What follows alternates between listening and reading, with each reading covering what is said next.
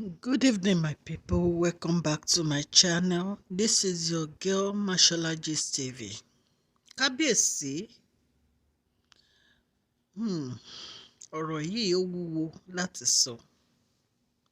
Queen Naomi náà sọ̀rọ̀ allegedly.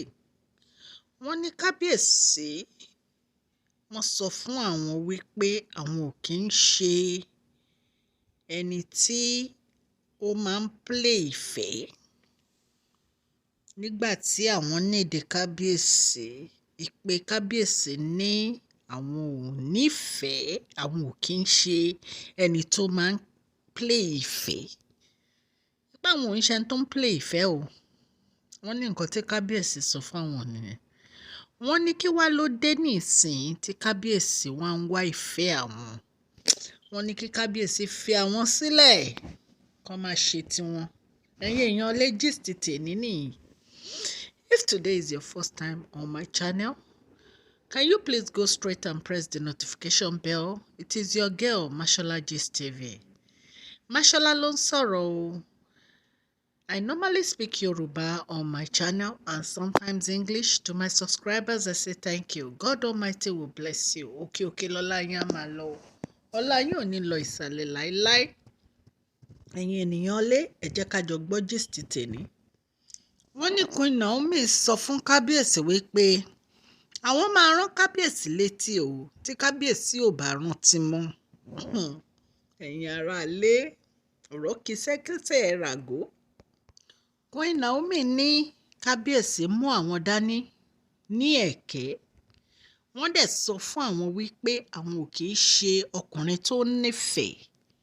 Wọ́n ní bó wá ní ìfẹ́ náà tí wọ́n ń wá nísìn. Wọ́n ní bó ló ti ń wá. Wọ́n ní kí kábíyèsí má bá wọn sọ̀rọ̀ fẹ́ mọ́. Wọ́n ní wọ́n lè máa lọ sọ fáwọn tó ń kó jọ sínú palace. Wọ́n ní ṣùgbọ́n àwọn ò fẹ́ gbọ́rọ̀ fẹ́ mọ́ lẹ́nu kábíyèsí. Wọ́n ní torí kábíyèsí ò ní ìfẹ́ kankan. Ẹ̀yin aráalé, ẹ rí pé ọ̀rọ̀ yìí lágbára. Queen Naomi ní àwọn ò lè gbọ́ ọ̀rọ̀ ẹnu kábíyèsí láyé káwọn believe. Ipe àwọn ti ṣe gbogbo àwọn nǹkan báyìí rí tẹ́lẹ̀. Ipe ṣùgbọ́n ní ìsìn ọ̀pọ̀ ti sún, ojú àwọn ti là. Ọmọ ti wake up. Ẹ̀yin aráalé. Ọ̀rọ̀ yìí ó lágbára o. Ọ̀rọ̀ yìí lágbára. Ọ̀rọ̀ yìí lágbára. Queen Naomi ní láyéláyé àwọn ò ní padà sí palace o. Wọ́n láwọn ò feel anything fún kábíyèsí mọ́. Ẹ̀yin èèyàn wá. Ẹ rí pé ọ̀rọ̀ yìí lágbára báyìí. Ọ̀rọ̀ yìí lágbára o. Ó bu iṣó sẹ́nu ó tún fi iyọ̀ sí o. Iṣó ní kò ṣeé pọ́nlá o. Iyọ̀ ní kò ṣeé tú dànù. Ẹ rí pé ọ̀rọ̀ yìí ó ní agbára ẹ̀yin èèyàn wa. Àfi k'Ọlọ́run kó ṣàánú fún kábíyèsí o. Nǹkan tí ojú Queen Naomi rí ní palace ó ló fa gbogbo ọ̀rọ̀ yìí. Nǹkan tó fi lè mú obìnrin sọ pé kó jẹ́ last ọkọ tó máa ní láyé òun ni kábíyèsí, òun ò ní ṣe ìyàwó. Mọ̀ pé nǹkan ó ti kọjá ọ̀rọ̀ tó yẹ ká sọ. Queen Naomi try. Kò sí obìnrin tó lè gbárù gbogbo nǹkan tí Queen Naomi gbà. Kò sí obìnrin tó lè gbárù ẹ̀ láíláí.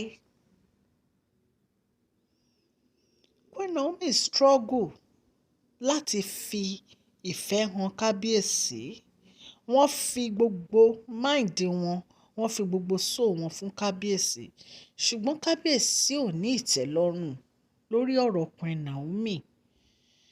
Kábíyèsí ò ń ṣe ẹni tó yẹ kó fẹ́yàwó kankan lẹ́yìn Queen Naomi.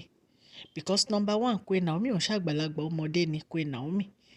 Ẹ ju Queen Naomi lọ. Ẹ mọyì ọdún tẹ́ gbà lọ́wọ́ Queen Naomi. Tó bá jẹ́ pé Queen Naomi nìkan lẹ fẹ́ ni,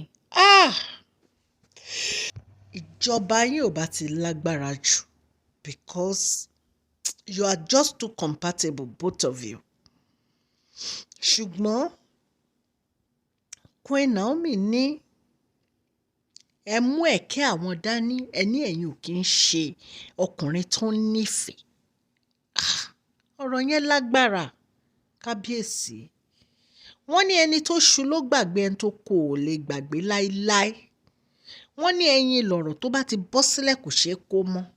Gbogbo àwọn ọ̀rọ̀ tẹ́ ẹ ti sọ fún Queen Naomi tó mú wọn sunkún nígbà yẹn, òun ni wọ́n rántí ló ń wá sí mẹ́mórì wọn nísìn.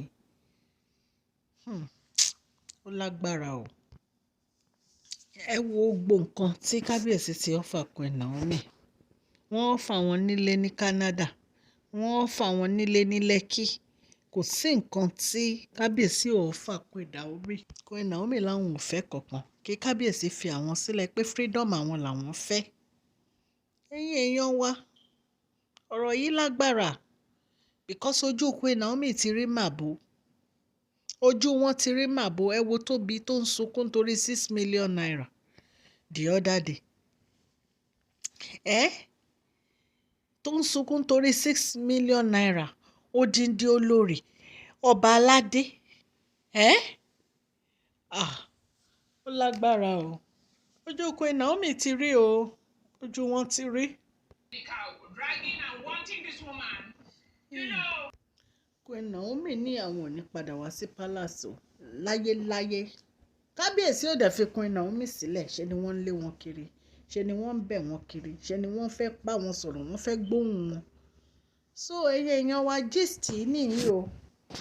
Ọlọ́run Elédùmarè á wà pẹ̀lú yín o. Etí tẹ́ fi ń gbọ́ mi kò ní di, ọwọ́ tẹ́ fi ń tẹ subscribe, like, share, ọwọ́ yìí ò ní kọ̀sàlẹ̀ àpò òkè lọ́lá yín á máa lọ o. Ẹ ṣé mo dúpẹ́ o. Thank you. Share this video, like and subscribe. God bless you all.